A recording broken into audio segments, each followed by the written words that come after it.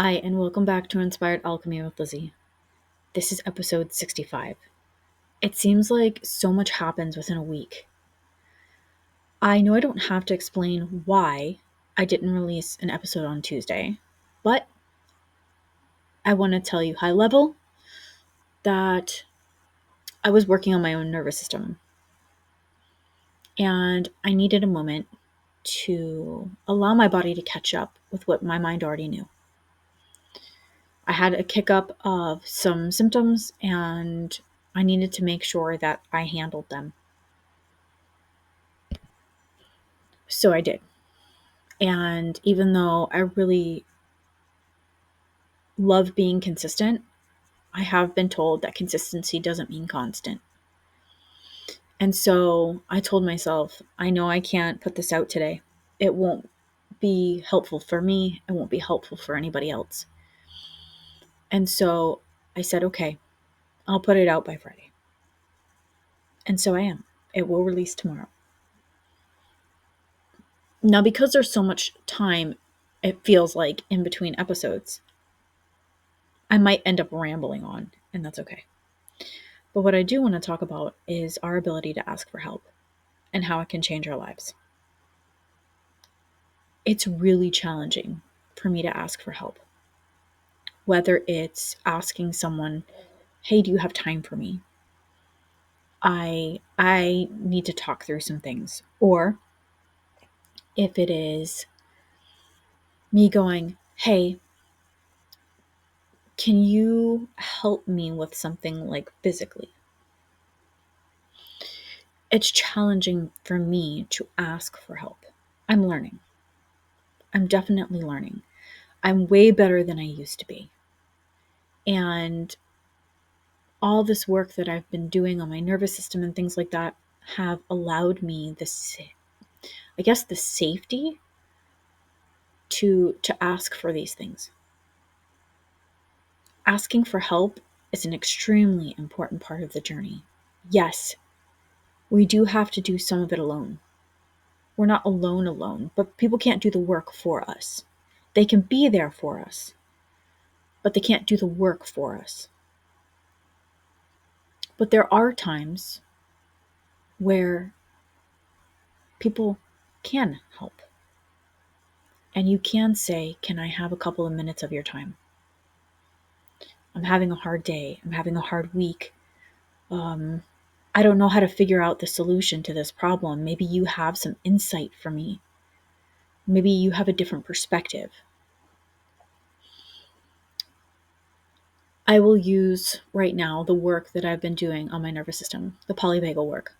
And by the way, I am working on getting certified in polyvagal theory. So that will be something else I will be offering. I'm not exactly sure how it's going to look right now, but it is something I will be offering. In person and online. Again, not sure how it's going to look, but I'm working on it. So in my sessions, I've had to learn to say, hey, this is what I need help with. Hey, this is what I want. Hey, this is how I'm seeing things. And within these sessions, we have talks back and forth. Obviously, there's body work and stuff done on the nervous system. But at the same time, there are talks. Because you have to be safe. You have to feel safe to talk to someone. And it really is life-changing. This is where I've learned to break down the walls that I've built. Walls that I didn't even know I've had. This work has allowed me the opportunity to see different perspectives, to see different ways of being, and to find my pieces. Have I found them all yet? No. But I have found pieces that were either long forgotten or I didn't know I had. And it all started one day because I mentioned to my practitioner, who is also a chiropractor, I said, hey, what do you know about polyvagal theory? I would love to hear your perspectives. I need some help in determining whether or not it's something that I can work in or that I need to work on. And he was like, pretty much you've come to the right place. I've been doing a lot of research on that. And I was like, yeah. And from there, I just took off. I've been able to heal things I didn't know possible. I've learned how so many of our issues within our body are just related to dysregulated nervous systems. Because our bodies hold so much. They hold so much emotion and they hold so much trauma. And even if we work through it in our brains, our bodies haven't caught up yet. And this does tie into asking for help. Because if I wouldn't have done that day, I wouldn't be on the path that I am now. I wouldn't have been able to open up to other people when they ask me, hey, Liz, you doing okay? Most of the time I would just, yeah, I'm fine. Everything's great. And now I'm like, hey, today is a rough day. I'll be all right. But, or I'll reach out to a friend and be like, do you have a couple of minutes? I would love to hear your perspective. I'm trying to shift through something and I need a little bit of help. In the past, I would have had shame or guilt around asking for help. Do I still? Yeah. But I don't see asking for help as a weakness anymore. Society has told us that we have to do everything alone. And that's far from the truth. Humans are supposed to interact. We're supposed to connect. There's a human consciousness that now science has caught up with. We are all connected. And human beings have to realize that asking for help is not a weakness. Wanting people, wanting a community is not a weakness. And while some of us are a little bit more loners than others, we still crave that intimacy and we still crave that connection to other people. And it's beautiful and terrifying at the same time, especially if you have trauma.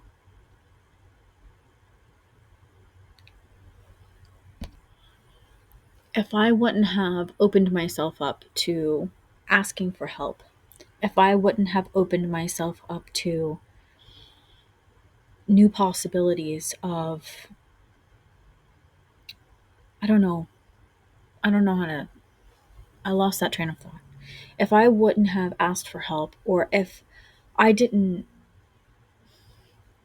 want to create a space where people came and asked me for help, I wouldn't have the super rich and beautiful connections that I have right now. There was a time where I felt really alone. I didn't have any friends, no one I could really connect to, no one who fully saw me really and who I was. And then one day something changed. And I asked the universe, I'm like, please show me how to find my people. And it came back to me. Being able to ask for help, being able to open up and to tear down my walls. It came to me saying, you know what, I don't want to be like this anymore. I don't want to live like this anymore. I don't want to feel alone. I crave connection and I crave community. And while I am introverted, I still want that. And I want to create that for other people. There's a very beautiful thing about connecting to another human. And what you can learn from them and what you can learn about yourself.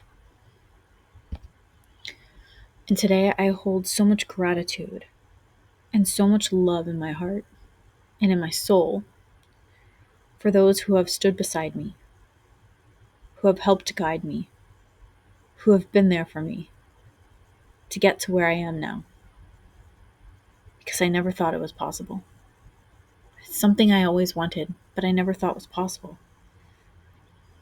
I'm not saying that life is without its challenges, because that's not the case. Life is life, especially with the way the world was built and society and all of those things. But when you can ask for help, when you can find your people, when you can connect, when you can take a moment to reflect, it's very beautiful, the things that you find. And again, I want to talk about how asking for help, it's not shameful and it's not a weakness. Like we've been told, we don't need to do this alone. Asking for help is alchemy. It's a massive, vulnerable, transformative thing. And it is inspired perpetual alchemy. You may not think about it this way, and I've talked about how asking for help leads to freedom, it leads to sovereignty. It's kind of like this, I guess, initiation into that. Because we can't transform in isolation. And like I talked about, you you do have to do the work. People can't do the work for you. But we need mirrors, and we need safe spaces, and we need safe people to witness us, to see us, and for us to do the same for them. And we need support. We do. None of us came here to do this alone. Transformation helps within relationships. It takes place within relationships. And that will mean being vulnerable and asking for help. And these are relationships of all kinds. I'm not just talking about romantic relationships. I have some very, very beautiful people in my life that I love more than anything. And they have shown me time and time again that I can cry on their shoulder, that they're there to hold me. And it gives me the courage to keep showing up and to keep doing that. And the more that I do that, the more I find my sovereignty, and the more I find my freedom, and the more I find myself. Not wanting to ask for help is actually part of the shadow. And while the reasons are different for everybody, I know that for me, it was, I don't want to burden other people. Or sometimes we're actually afraid to hear what the other person has to say because we might be rejected, or we might be told the truth, which we already know, but we don't want to hear. Again, the fear of being seen, of feeling weak, trauma responses of hyper independence, conditioning.